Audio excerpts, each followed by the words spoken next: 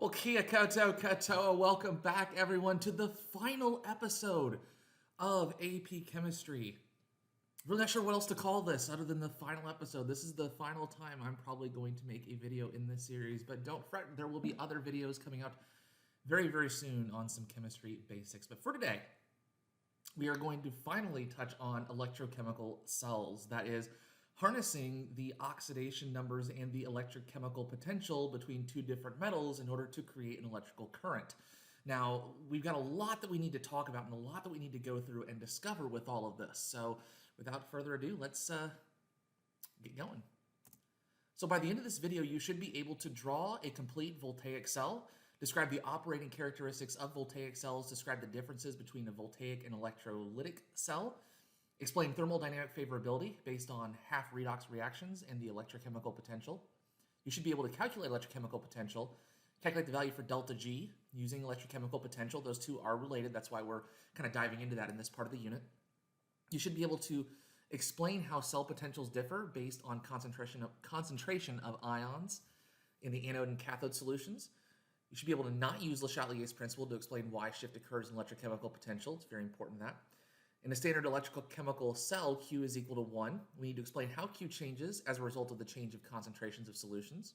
And finally, last but not least, use Faraday's law to determine the charge, current, or time elapsed as a voltaic cell runs. So a lot we've got to cover today. Let's go ahead and get started.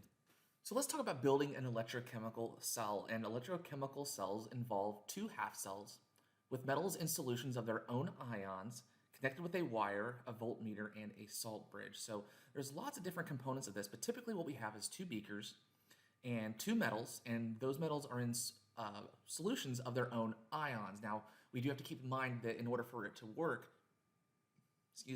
those ions must be soluble.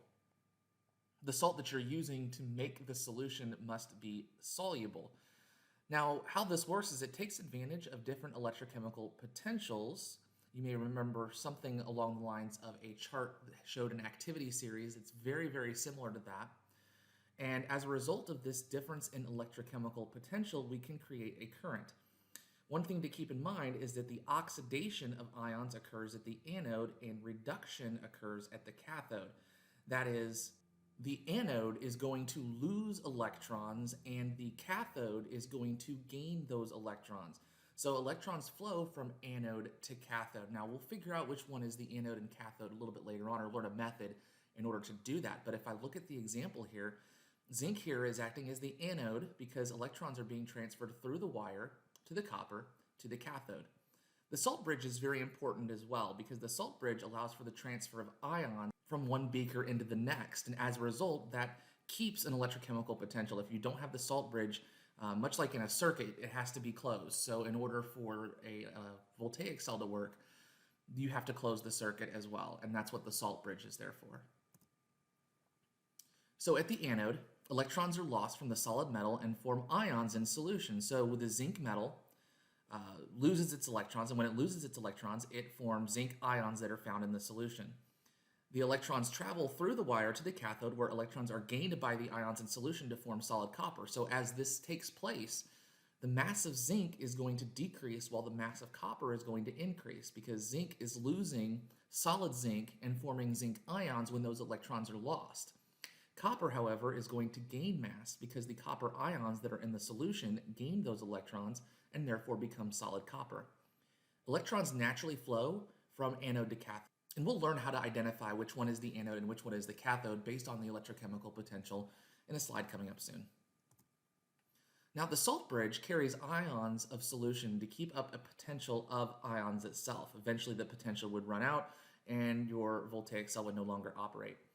Positive ions are going to move towards the cathode as ions are being reduced and becoming solid. So you remember we talked about in the copper solution, those copper 2+ ions are becoming solid copper.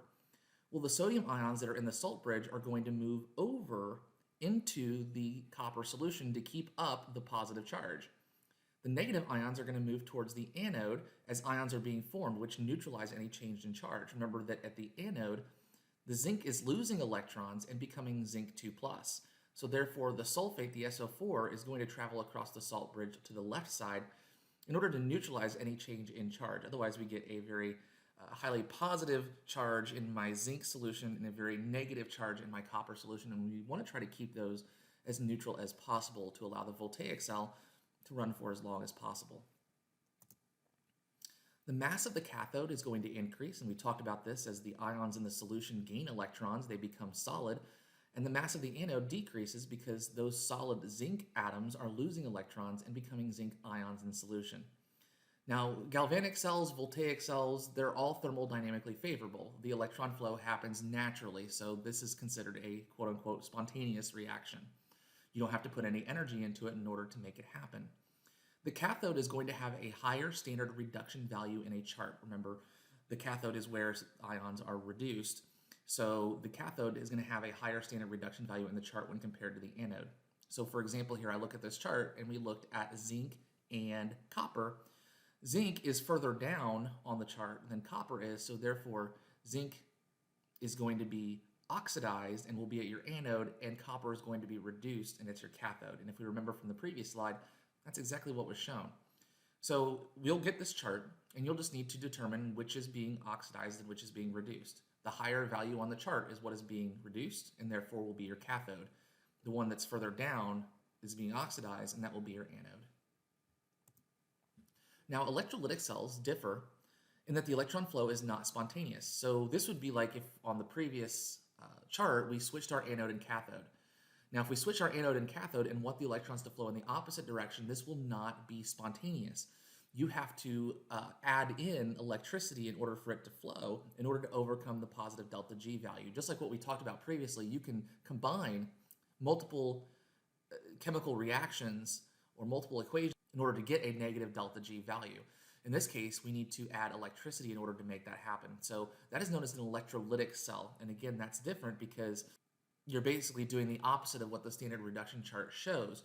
In order to do that, you have to overcome the positive delta G. Electrolytic cells are not spontaneous. It requires electricity in order to make that happen. So you can see down here at the bottom, cadmium is natural anode and copper is the cathode in this, and you have 0.74 volts. As a result of that, well, in order to make the electrons flow the opposite direction, you have to add a power supply. And when you add that power supply, it has to at least provide 0.74 volts of electricity in order to make that happen. So keep that in mind, that galvanic cells are spontaneous while electrolytic cells are not.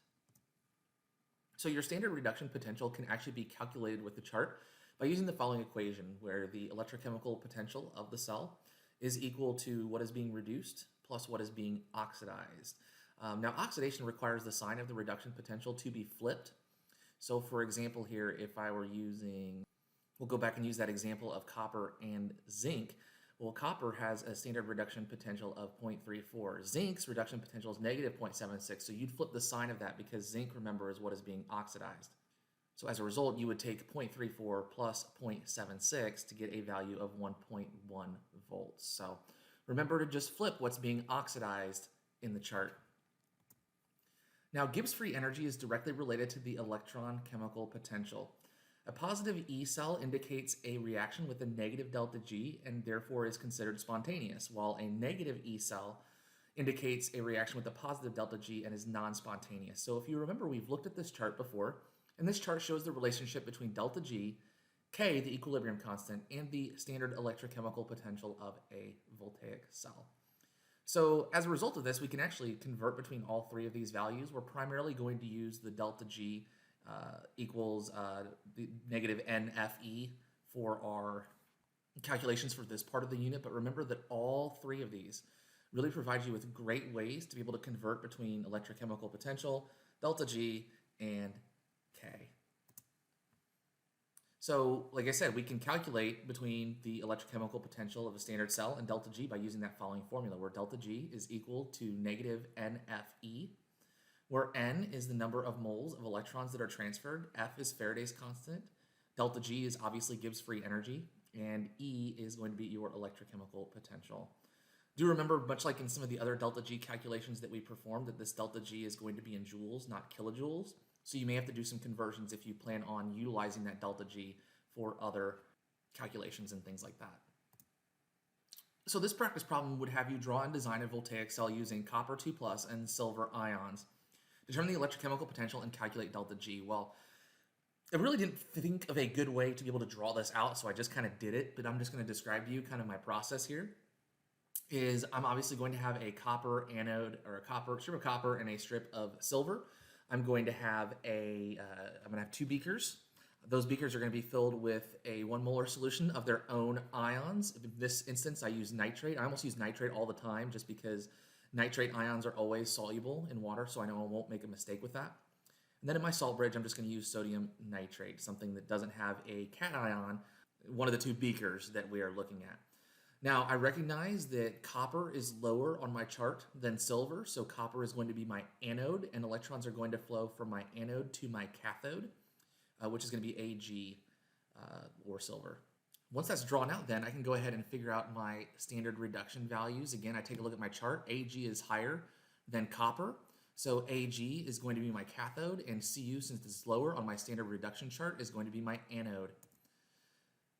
When we calculate our electrochemical potential of our cell, silver is higher, so we're going to flip our copper value because copper is the anode. So in order to calculate the electrochemical potential of the cell, it's going to be 0.80 plus a negative 0.34. Remember, whatever is the anode is flipped. So my electrochemical potential is 0.46 volts.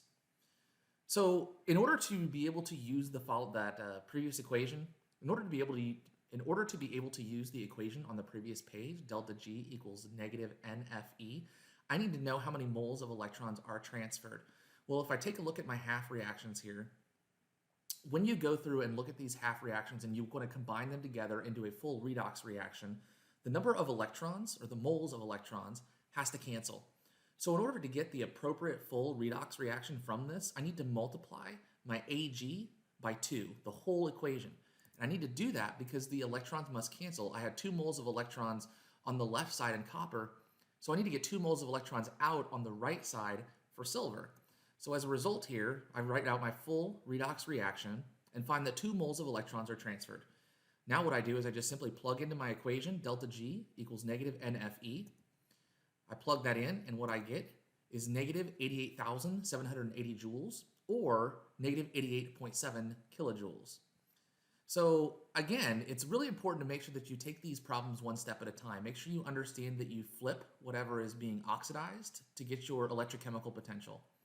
Make sure you balance your half reactions to ensure that the moles of electrons cancel, and then plug in, and then again, if delta G is in joules, you may need to convert it to kilojoules. But again, we can correlate this to our positive electrochemical potential. Our E cell value is positive 0.46, so therefore our reaction is spontaneous or thermodynamically favorable, and therefore delta G as a result is going to have to be negative as a result. So reduction potentials can be changed based on the concentration of solution in each cell. So generally speaking, when we increase the concentration of what is reduced or decrease the concentration of what is oxidized, we have an increased electrochemical cell value.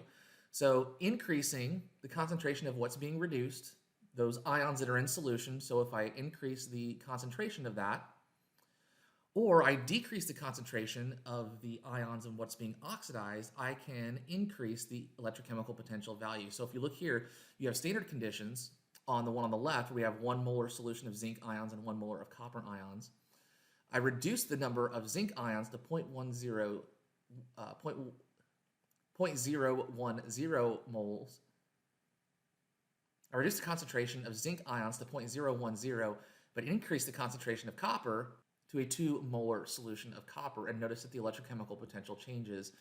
But the question then becomes, why is that the case? And we need to look at a very important equation in order to figure that out.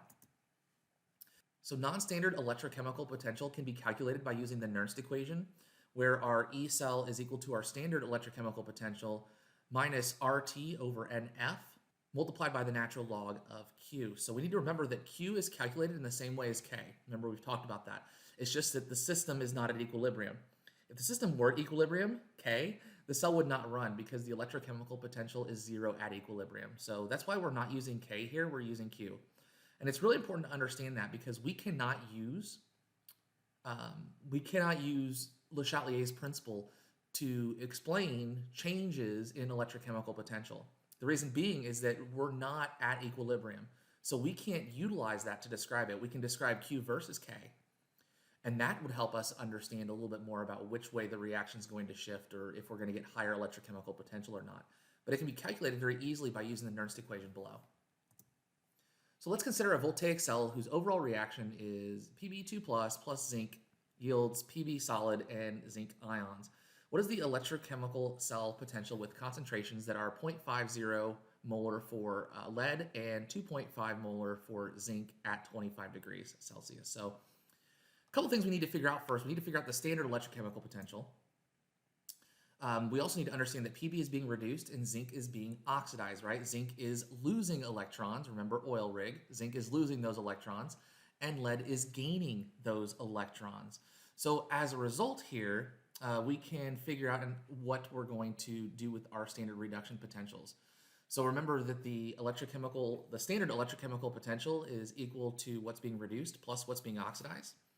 We know what's being reduced and what's being oxidized, so what's being reduced has a E cell value of negative 0.13, and then what's being oxidized has a value of negative 0.76, but remember we flipped that value, so when we flip that, our standard electrochemical potential is going to be 0.63 volts. Now what we can do is we can consider the Nernst equation and plug in all of the rest of the values for this.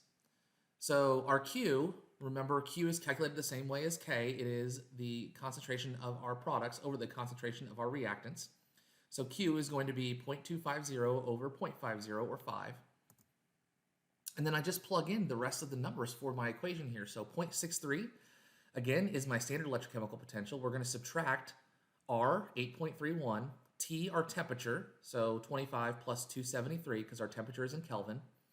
There are 2 moles of electrons that are transferred in this reaction. You can see that because lead is a 2 plus and zinc is a 2 plus as well. So 2 moles of electrons are being transferred. F is Faraday's constant, and we're going to multiply that by the natural log of 5. And what we end up getting is 0.63 minus 0.002. And so as a result, what we get is an electrochemical potential that is slightly lower than our standard electrochemical potential. So again, just make sure we know how to plug in these numbers. We know how to calculate these things. Again, just a review video. You're going to have plenty of time to practice this in class. The last thing I want to talk about before we wrap up this final video is Faraday's law. Faraday's law helps to determine the current or time for an electrochemical cell to run. Remember that Faraday's constant, that 96,500 charge per mole of electrons, can actually be used as a conversion factor as we go through and complete some of these problems. So what is Faraday's law? It's I, which is the current in amps, equals the charge, coulombs, in coulombs, divided by time, which is in seconds. So again, we can think about these types of problems and figure out time, we can figure out current, those types of things. So how many grams of chromium can be obtained through the electrolysis of CrNO3 if 10 amps are passed through the cell for 6 hours? So we're given amps, we're given time. So if I'm given 2 of my 3 things in Faraday's law, I can probably solve for Q. So I need to remember that when chromium is being reduced, okay, 3 moles of electrons are being transferred through. So we can use our equation, I equals Q over T, to solve for Q. We have 10 amps equals Q, which is our unknown, divided by 21,600 seconds, or how many seconds there are in 6 hours, to get my value for Q, which is 216,000 coulombs. Now I can actually do a little bit of a conversion factor here. I can take 216,000 coulombs, recognize that Faraday's constant can be used as a conversion factor, so 96,500 coulombs per 1 mole of electrons. And then remember that 3 moles of electrons that are being transferred in this reaction are equivalent to that of 1 mole of chromium. Now I can just do my last step, 1 mole of chromium, to how many grams of chromium there are. So this ends up becoming kind of a dimensional analysis style problem. Once we finish this then, we can then do our calculation and find that we can get 38.8 grams of chromium through the electrolysis of 10 amps of chromium-3 nitrate for 6 hours. So again, it's just recognizing the information that you have. Typically, these types of problems will involve I equals Q over T, Faraday's law, and some form of reaction stoichiometry. The one thing you do need to make sure you know, though, is that Faraday's law, or Faraday's constant rather, can be used as a conversion factor between coulombs and moles of electrons. All right, guys, this wraps up everything that you need to know in order to get that big, juicy 5 on that AP exam. I really appreciate anybody who's ever watched any of these videos. I do it because I enjoy it. It helps me understand my content better, and if it helps you out, great. That's what I'm here for. Happy to take suggestions for new videos in the future. I've thought about doing just kind of like a little crash course over the real important things that you need to know for just general chemistry. But who knows what the future may hold for this channel. But as always, I really appreciate your time. Thank you so much for watching. Make sure you like, comment, subscribe, and we will see you very soon in a video that is yet to be determined. Have a great day. Bye-bye.